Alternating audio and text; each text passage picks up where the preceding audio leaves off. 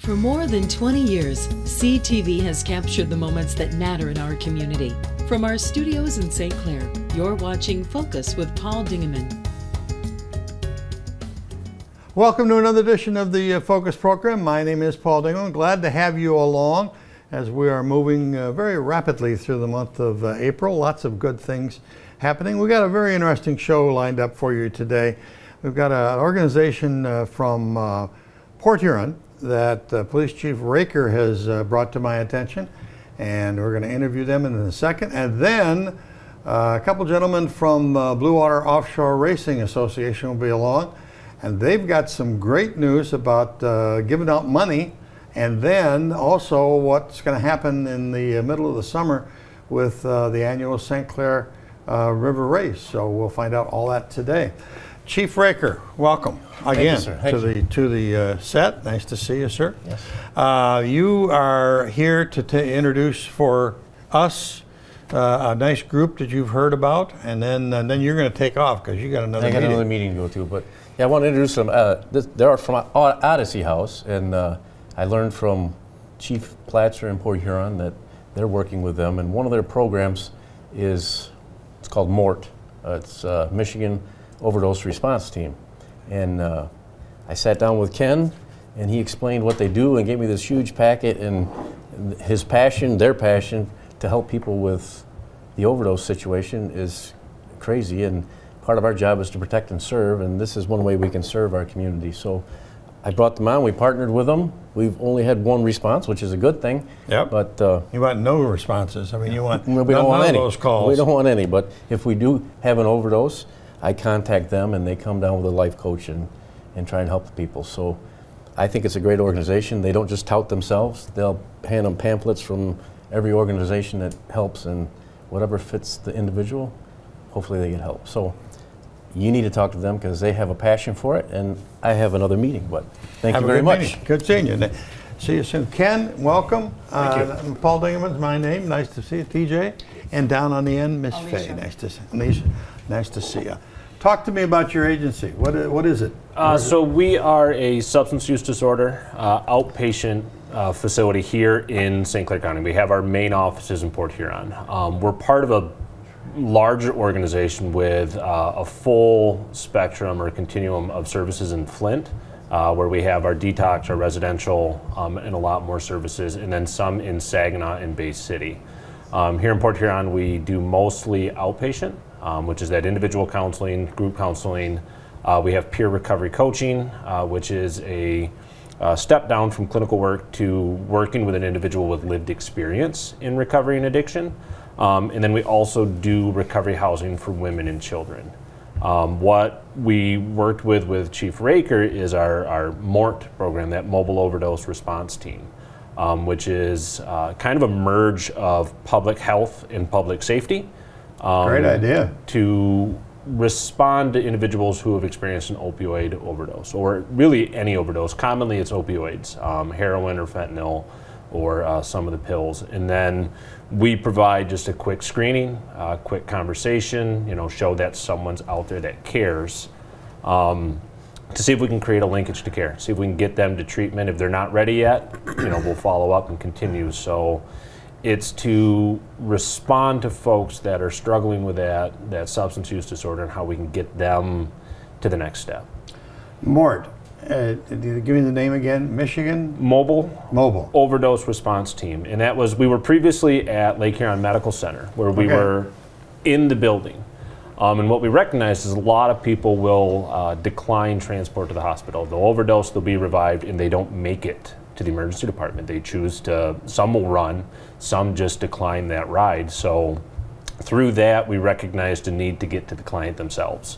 So with Chief Raker, with Road Patrol, we, being the coaches or whomever's available, will go directly to the house where that person either overdosed or where we have a good known address. Do you have a geographic area that you're only covering now, or are you covering the whole county? Or we've been doing Port Huron. We have a relationship with the Port Huron Police, and that's who gives us the names for that area. So they give us the contact information, and then same with St. Clair.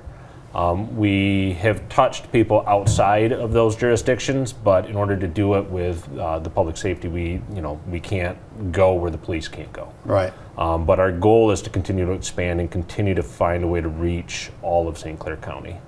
DJ, you are a peer recovery coach. What's that job? So peer recovery coach hasn't been along for, I mean, it's been around for a few years now, but we take a lot of the load off of what the counselors do. So we're like an aid. We're not therapists, but we help with the needs of our clients. You know, whether they need documentation or they need their medical card, or we just provide. It's individual based, and based on what they need, we help them along with that. Okay, Alicia, how long have you been involved in this wonderful organization? I volunteered for 1 year, and I've been fully employed for almost a year now. So good. 2 years total. Good for you. Good for you. It's got to be rewarding work to see people that are troubled and then help them. It's definitely nice to know that there are people out here that are willing to help individuals when they're in that crisis. Most definitely. I've been there. So knowing that somebody cares is the biggest thing. So you have a resident facility in Port Huron Odessey House? So here in Port Huron, we have 2 recovery houses, which is a publicly funded place for individuals that can live in that sober living environment. So it's not necessarily what you would consider residential treatment that's long-term or anything of that. It's more, it's often been referred to as like a 3-quarter house or just recovery housing that is that step down. It gives them a place that's safe, structured, and organized to go home to, where a lot of the environments people come from isn't productive. So it offers that step down from maybe residential. They might have spent some time at Sacred Heart. We have a long-term residential facility that can be up to 18 months in Flint. So sometimes it's that transfer down to get closer to independent living. And families and those kind of things. Did you see a change during COVID? Was there a increased overdose possibility? Or? It's been interesting. So numbers were going down, pretty well from, I think they started collecting really around 2016 more for the city. And we were seeing a small decrease year after year after year. 2020, second half, it started to really increase. And what was interesting is we've been able to identify what drugs were the increase. It wasn't all. Heroin, all 4 of the main ones went up. But then the heroin use and the cocaine use went back down to pre-pandemic levels. Wow. But the methamphetamine and fentanyl use have both stayed at an elevated. So last year in the city was actually the worst year for overdoses that they've counted. So we were doing well, COVID happened, and boredom or whatever set in, and it went the wrong direction. So the county has a drug task force. Do you work hand in hand with them, or is that a different arena? Not necessarily. So by being able to get out and connecting with the people who are still using, the consumer of what the drug task force is not necessarily there for the consumer. It's for the seller. Right. It's been able to help us kind of identify some trends, and we do share information when it fits. There was a large situation where we recognized a pattern because we talked to the individual's postal, law enforcement comes in, does the report, files it, and then they move on. By allowing us to come back in, we got a little more depth and understanding of what the overdose looked like from that person's point of view. And we identified a common set of fake prescription pills. And we had about 5 or 6 people that all took a similar color, similar shape, and then had the same reaction of an overdose. So we were able to kind of help police do their part by providing them that information from from the clients themselves. So it's not a direct work with law enforcement. Our goal is not to lead to arrest or that, it's to lead to recovery. And we use a law enforcement to kind of be, again, that merge of public health, public safety to change that officer just there to arrest people. Anything coming up that we should know about? Are you having any meetings or any fundraisers that are important?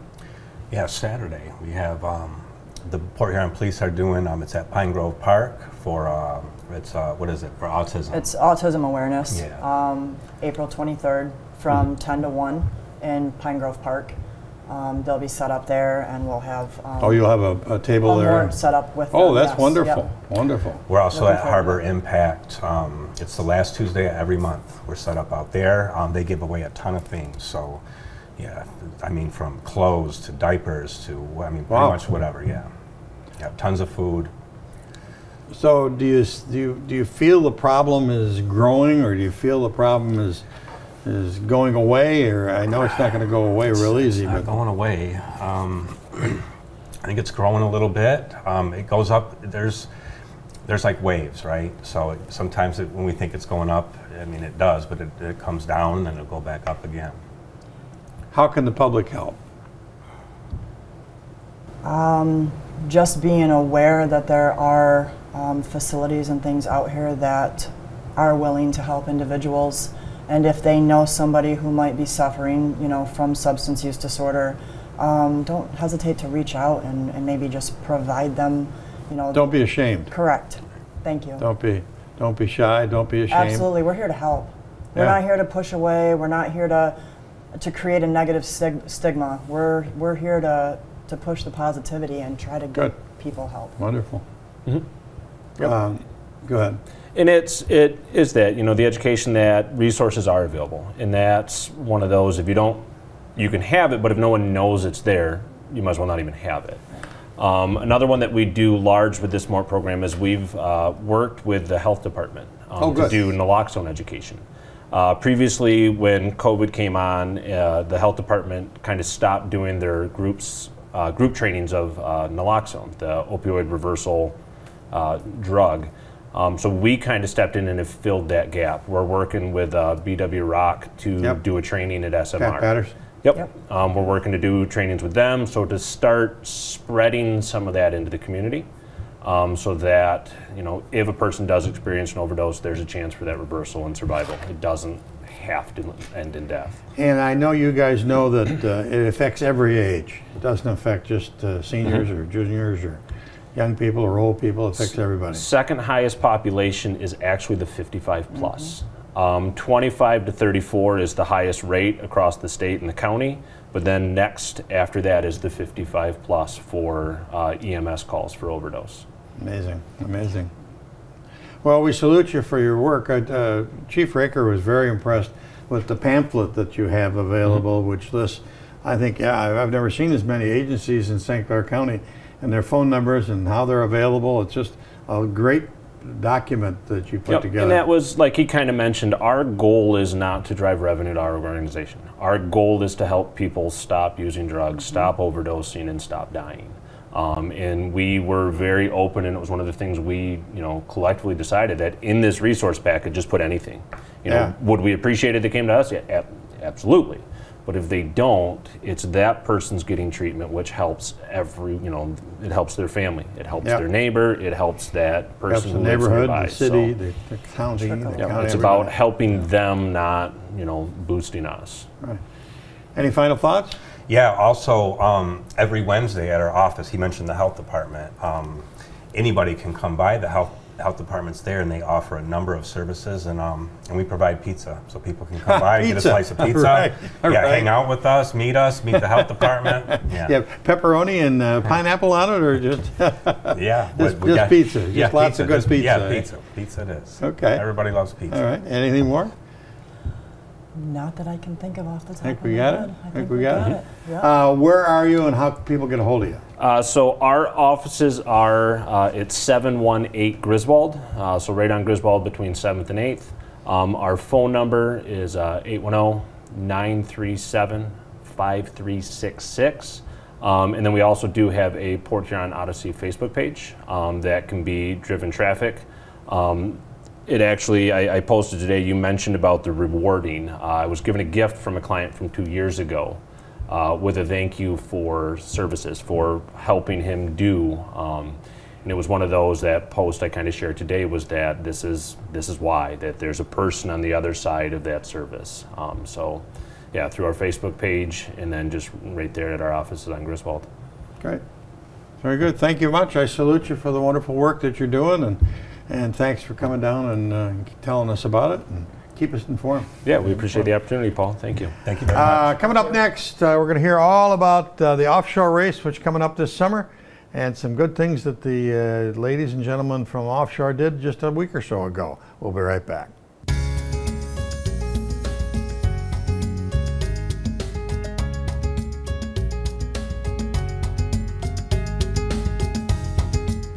It's only April, but let's talk offshore racing because it's exciting and we need to know. We need a shot of offshore in our arm, and we've got the vice president of the BWORA Offshore Racing Association, Mr. Butch Kinsfater, and the race chairman, race control director.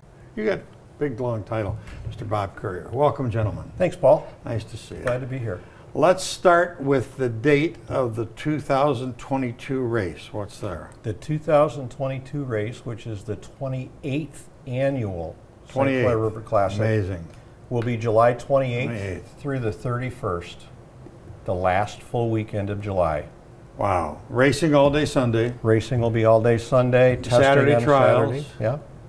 Yeah. It's exciting. How does the boat count look this early? So it's early. The first race of the season is scheduled for the third weekend in May in Cocoa Beach, Florida. That'll give us an idea of where the registration is and the boat count. But based upon the information that we're hearing from the racing community, we're excited that we're going to have a very good, solid boat count this year across all of the classes. There's going to be a handful of the big hardware here in town again as well. So we're excited. Historically, the racing community, they change names, they go out of business, they go back in business. BWORA Racing has been there for a long time. BWORA Offshore was founded in December of 1994. Wow. By a group of 5 people who had a vision. Yeah. And the first race was run in June of 1995, and there were 14 boats that ran in that group of races. He was canoeing in it. Yeah, I had hair back then. That's what Jeff Bohm seems to keep saying at all the races, sure. So it's come a long way since then. It has. It's been a roller coaster ride.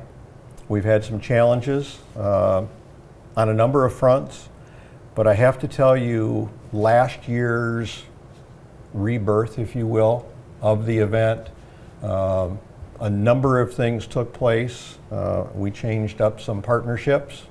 We partnered with the Chamber and others on the entertainment downtown.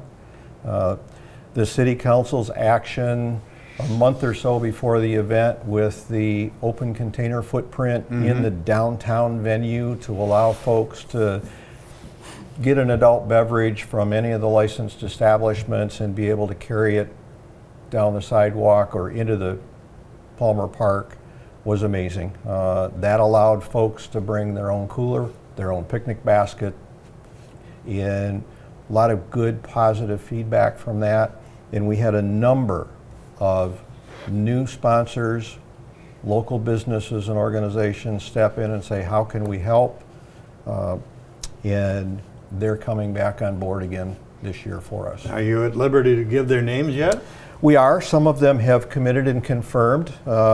Magna International, wonderful the new addition company to the community in town. They were the title sponsor last year, and we've been in discussion with them since a half hour after last year's event concluded. They said we want on board again, and they will be on board again as the title sponsor. They'll have a good solid presence there on the venue. A long-standing supporter of the event, Dave Burgess, Raymond Crane's Burgess Contracting. A lot of these boats that come in have to be craned in and out of the water. They can't go in a normal boat ramp. And they have provided the crane for us as a sponsorship from day one. Cargill Salt stepped in last year as the safety sponsor, and they are going to continue again this year as the safety sponsor. And the Chamber of Commerce helped us with vendors in the entertainment, and they are fully engaged and on board again this year. There's several others. We're in discussions with them, and I'm sure that a lot of those sponsorships will fall in place between now and beginning of July. Mr. Kinsfather, you wear lots of hats to cover that hair of yours. I do. And one of them is you're on the city council, and that means that a lot of people come to town, so this has some benefits for the community. It does. I mean, the businesses, the restaurants, I mean, they all benefit from this. And, you know, we get a lot of people that come here that never been to St. Clair before, and they get to see just how nice the Blue Water area is. We've had people actually move here and live here now just because they happened to come to St. Clair for the boat race, and they were so impressed. So, yeah, it's a great event, and a bunch of great people get together. They do this, and they've been doing it for a long time, and hopefully we can get a couple more years out of them. It's quite a sight, and similarly this year you'll have the boats along M29? Yeah. Brian Kowalski, he takes care of our dry pits, and he's been doing that for, I don't know, 10, 12, 14, who knows how long, but he does it quite well. And he manages to fit a lot of stuff in a small area. Yeah, he really does. He really does. He does a great and job. It is a spectacular sight, and to see people on Friday and Saturday walking down with their families, it's really a joy to see all that. Yes, it sure is. Okay. Recently, you guys were fortunate enough, after many years of struggling, to end up with a little bit of extra cash. What happened? We gave some money away. You gave money away? We did. Wow. In our corporate charter, it directs us to use, as appropriate, a portion of the net revenue from the event to support other like nonprofits. Now, Blue Water is a 501c3 nonprofit organization, and this year we were able to give back to a half a dozen organizations here locally, in one that actually is global. The International Shipmasters Association is a fraternal organization of all of the licensed mariners on the Great Lakes freighters that ply the waterway that we have to work with during our race weekend, so we share the water. We provided a check to their scholarship fund for new mariners. That's great. That's great. Well, we had a chance to send a crew out and capture that check presentation. So let's take a look at that right now, and then we'll come back and talk to you for another couple more seconds. Let's take a look at that right now. Okay, we're going to call the meeting to order. We're going to start the meeting off with Bob Courier. He's going to come up, and we're going to do presentation of community checks. Bob, and also the mayor, if you could come up. Thank you, Vice President Kinsfather. First of all, thank you all for being here. This is probably the largest group that we've had for a Blue Water meeting in quite some time, but it's exciting because this past year's race was kind of a rebirth of the event, and we forged new partnerships. And one of the focuses and goals of Blue Water Offshore Racing Association has always been to give back to the community. And this past year, the community came out and supported our event tenfold, and we are very pleased that we are able to give back to organizations within the community that further support what goes on in the community. We have already presented 2 checks prior to tonight, and it was a timing situation where they needed to be presented. The first check that we did present was to the International Shipmasters Association, their scholarship fund. And the Shipmasters is a fraternal group of all of the captains and licensed crew that sail the lakes. And we have to work around and cooperate with them to be able to put our event on. And this is the second year that we have provided a $500 check to their International Scholarship Fund. The other organization that we presented a check to, and it was on behalf of Cargill Salt at their request, was to the St. Vincent de Paul at Christmas time to help support the families in the St. Vincent program. We have 3 of the 4 other groups here tonight. The 4th group, unfortunately, due to a last-minute situation, was not able to have a representative here tonight, but that is the St. Clair County Sheriff's Dive Team Auxiliary. The Sheriff's Dive Team supports our event on the water and supplements the rescue divers that come with the series, and they have been involved in our event for a number of years, and they are currently in the middle of a project where they are buying all new buoyancy vests for their divers. So the $1,000 check that we have for them, and I'm going to present this to the mayor kind of in proxy so we can have like a presentation, but it's going to go towards their project. It's going to go towards their project to buy those buoyancy vests for all of the teams and update their equipment. The three other organizations are here. The St. Clair Police Foundation has a scholarship fund in honor of former Chief Don Barnum. And Dave Gillis and Chief Raker are here with us tonight. And we have a check for the foundation for the scholarship fund. And if you two gentlemen would like to come up and accept the check. Thank you, sir.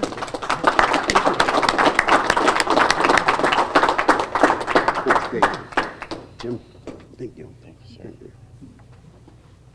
One of our newest partners this past year was the St. Clair Chamber of Commerce. About 2 months before the event, Brian Ulatowski, the president of the chamber, reached out to us and says, do you guys know who's going to be handling your vendors on the street?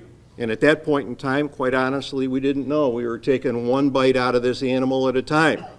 And Brian said the chamber would like to help out. They did.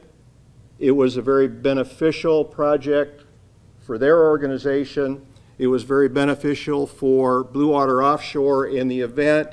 And the chamber also is part of the entertainment that is presented in the plaza throughout the summer. They were able to dovetail that entertainment, their vendors, the boat race, and they stepped up the entertainment a little bit. And we have with us tonight Rich Urbon, who is the treasurer of the chamber, and we have a check so they can put that into their program and help out more community events. Very much appreciate it. Thank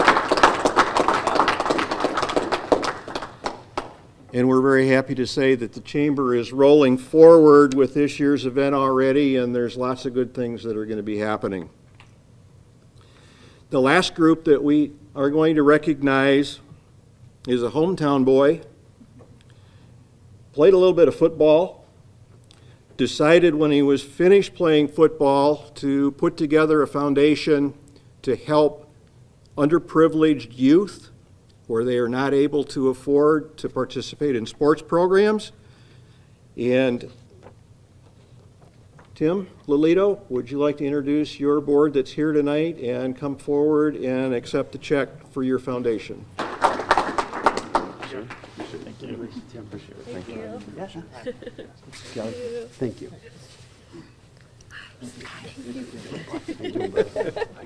Should we pose? Are we supposed to Yeah, pose? let's pose for both. Yeah, get a pose. Get a picture. Here, I'll come this way.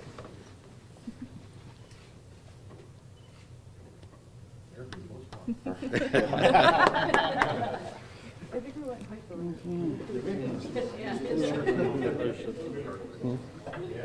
Do the whole meeting on CTV. No, we're not.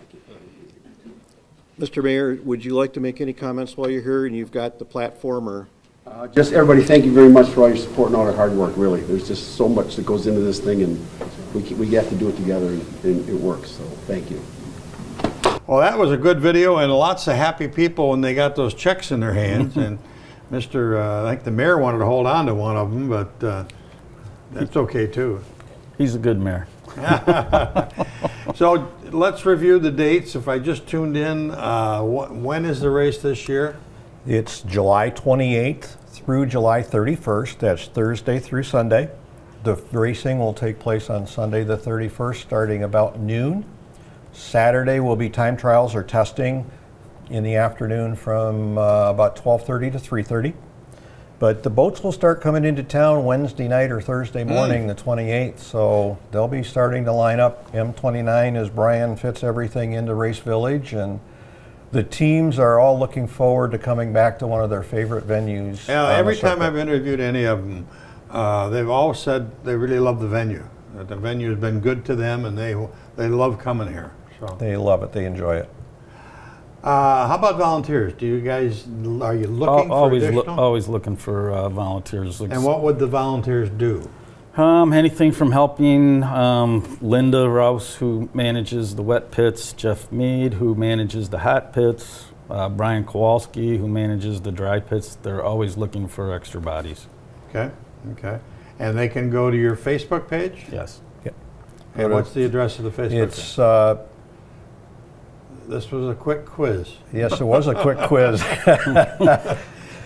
It's Blue Water Offshore Racing Association on Facebook, and if they're interested, they can send us a message there, and one of us will get back with them. Okay, very good. Well, I think it's wonderful that it's finally turned around for you after all these years, and you had the opportunity to give back to the community more than you already do, and salute you both. That was great. Look forward to the summer. Thanks, Paul. Thanks. You're welcome. That's about it for this edition of the Focus program. Thanks very much for tuning in with our beautiful river behind us here. I'm Paul Dingeman. See you soon.